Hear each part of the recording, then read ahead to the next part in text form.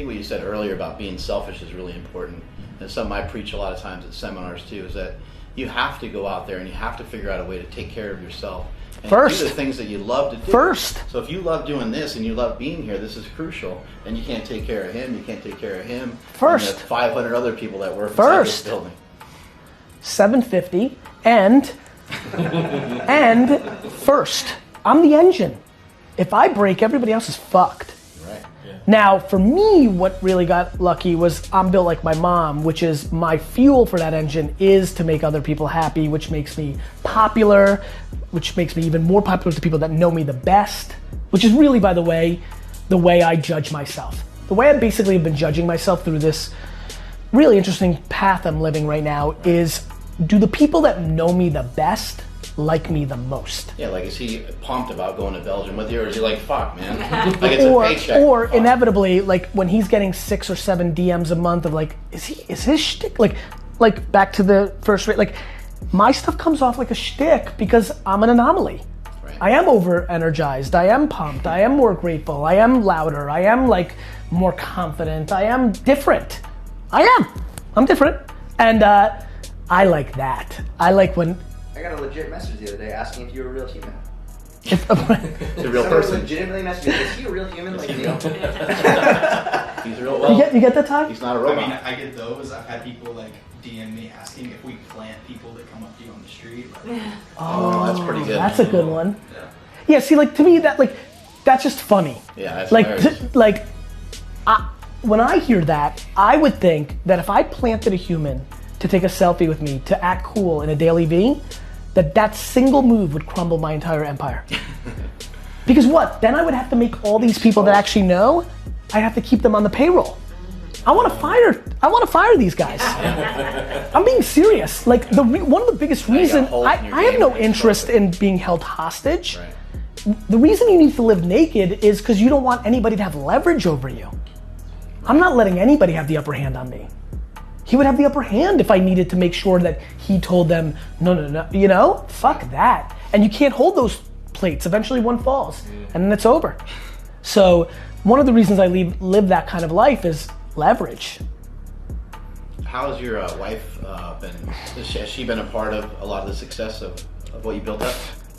She's the foundation of my success. She's the enabler of my success. If my wife wasn't so selfless, I wouldn't be what I am today. And you know what? As a young man, I didn't understand that.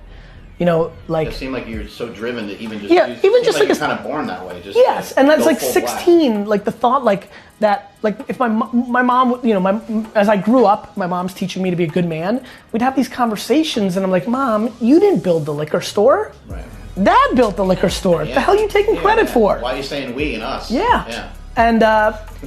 And of course, you know, what you realize is when you start tasting life is I can't, you know, I spend 0 minutes worrying about what Lizzie's thinking anytime, always, which allows me to do 100% my thing. Right. Which is a gift and a curse. One, it's such a blessing to have someone like that be your support system. Second, it's daunting because I'm just always petrified to take it for granted. And she does what I do. That's why I think we love each other so much because we're similar in our real cores, and we love ourselves so much that I think it makes us appreciate the other one. Yeah, she's a big deal. Can you talk about the business to her No. and she gets it, or just no? No, and by the way, I could, and she's more than capable. She's got it like that. Mm-hmm. I don't want to. I actually don't talk about the business at all. Like, I keep it very, like, even like you know, it's funny to have Jordan here, like, I spend as much time with Jordan as I do with my wife. Like, see him every day for an hour, and it's like, you know, I don't complain, I don't talk about stuff. Once in a blue moon, if like, the things I've told him have been more predicated on trying to teach him how to be a businessman than the need to get it out. So you're trying to teach. You're trying to I like share teaching. what you Yeah, know. yeah. I like it. I'm a great like teammate, coach, lead. I'm a great leader. I just know it. I'm a great leader because I care about them more than I care about myself, which then makes them care enough about me that it matters.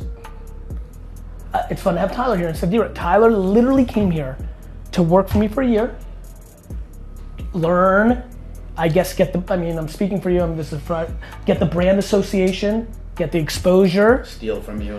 It's not, I would call it like get return value.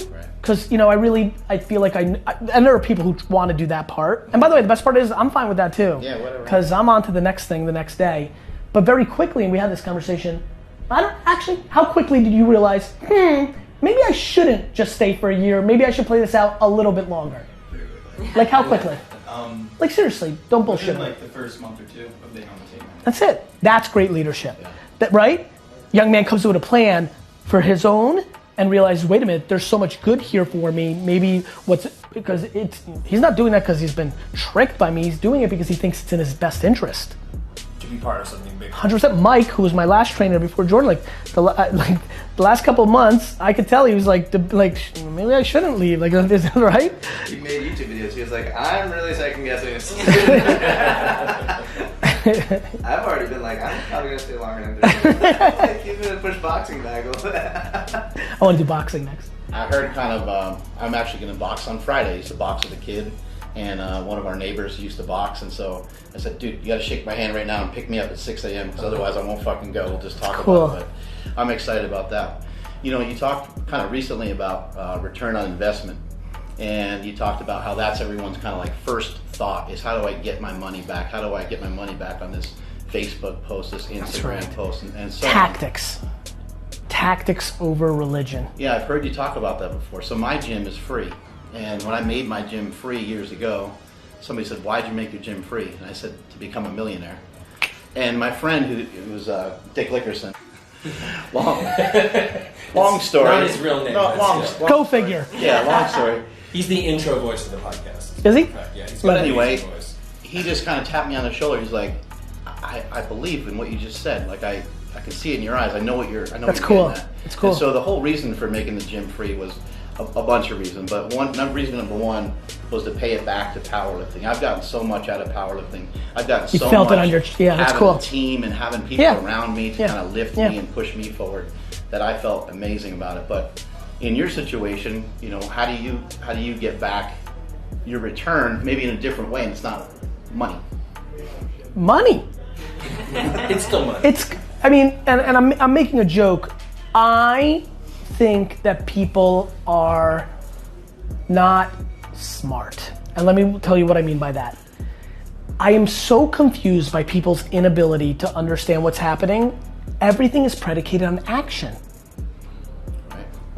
Like, it's just actions. I don't listen to what anybody says. I just pay attention to what they do. So for me, I have very big ambitions, but one thing that I don't think, I'm blown away by people not remembering that for 13 years of my life out of school, I didn't build a brand. I wasn't speaking. I wasn't Gary Vee. My name was Gary Vaynerchuk, and I worked in a liquor store every single day, and I built an e-commerce business and built fulfillment. These are things I don't talk about. I invented fulfillment. I didn't know it. I didn't go to school for fulfillment. I invented fulfillment for myself. I negotiated. You made being an entrepreneur cool, which before just meant you didn't have a job. And I don't think I did it. I actually think You've been part of it. I think I've been a small piece of it, but a very small piece. I will tell you, I think that it was the Facebook movie that made it cool. Right. I think it's the extreme wealth at such a young age. Billionaires were 60 and old, and no 18-year-old could associate with that. Yeah. When they were like, wait a minute, that dude's a billionaire and he's wearing a hoodie and sneakers and he's 27, that changed everything. Right. I think I rode the wave that was created more so than helped. Now the good thing is it was my truth. Unlike everybody else who was like meant to be a trainer, but now says they're an entrepreneur and a trainer because it's cool, or they want to sell swag on Instagram, or you see where I'm going? Yeah. What's been fun for me is it's my truth. Right. Like that's fun, right? This isn't a fly-by-night thing. This was my truth.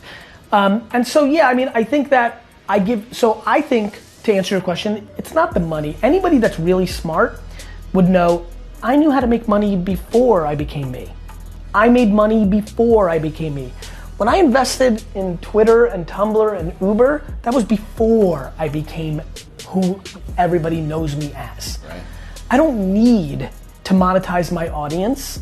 I'll take this opportunity to make sure you use it. I don't begrudge people that monetize their audience. I'm just reminding them that I don't. Right. It's an important conversation.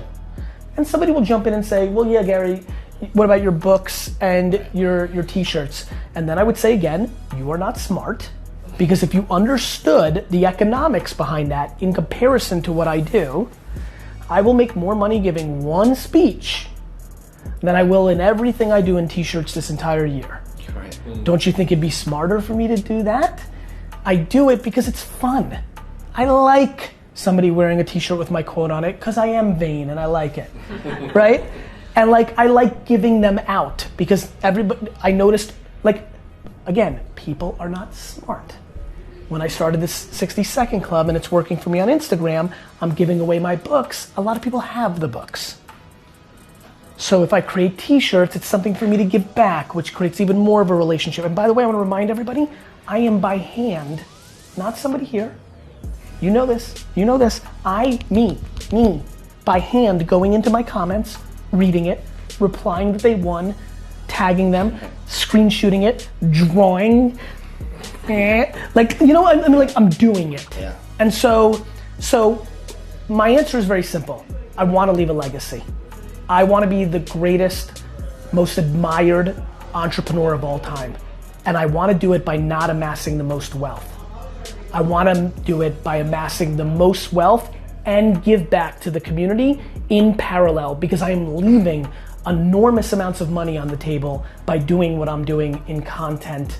And do people not remember all these people cost me money? He cost me more money than all the money I'll make on t-shirts this year. It's not a good trade. They don't charging a lot. They don't get it. Yeah. And by the way, I am not mad, because 99% of the people are not good enough business people to go through the whole process in their brain. So I'm not mad. I just disagree with people's opinion when they, and I laugh at what their comments, and I enjoy the negative comments in social because it drives me and reminds me that one, I need to respect and be grounded at all times, and two, that I'm just dramatically smarter than a lot of people. So we got you deadlifting, we got you into some fitness. Yes. How do we get you on a cycle of steroids? So this is a funny conversation. This is vegetables to me. And I brought this up to you. Now, I don't think I'm gonna do it because I think I'm too grounded in its vegetables, and I'm not educated, but I can tell you right now, I'm very fascinated from the couple of, so the reason I don't want to speak about this is less about me not wanting to do steroids, is I don't want to be a hypocrite. I make fun of, and you know this, headline readers. Right. Mm-hmm. I know what's going on in Facebook and Snapchat and Instagram. And right. Mm-hmm. I know the headlines are, maybe steroids isn't as bad as you necessarily think. Maybe after a certain age it's, okay, maybe not, at 16 it's scarier than maybe if you're 45. I'm actually weirdly fascinated by it. But I also know I'm a headline reader. It's a couple conversations with Mike, it's a couple conversations with him, it's a couple of tweets I've seen, it's a couple of things I've heard. Yeah, but to me, smoking was fine for you in 1947. I'll tell you right now, I'm way more scared about putting a cell phone to my head and getting brain cancer than steroids. So I think people are not smart.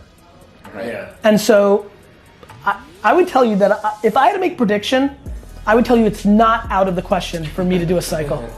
I'm being serious. Next time I come back here, you'll be just jacked out of your mind. It's not out of the question. Now, I am a little bit of a purist, AKA I'm still enjoying, because how long have you been working out? Oh shit, so I was 12, I'm Good, 40. good. Long time. So you've seen it. Yeah. This is the first time in my life that I'm actually seeing something happen out of the work you put in. So I'm enjoying, right. So I'm actually a pure, it's the reason the same reason I'm doing all my own social media is the same reason I would probably not do steroids because of that, because I like doing it. Right. More so than me thinking it's bad or what, got it? Yeah. That was sense. Yeah. So if there were steroids that helped people in business, what things would it improve about them? Emotional intelligence. Okay. Empathy, gratitude, self-awareness. The businesses break because human brains break them.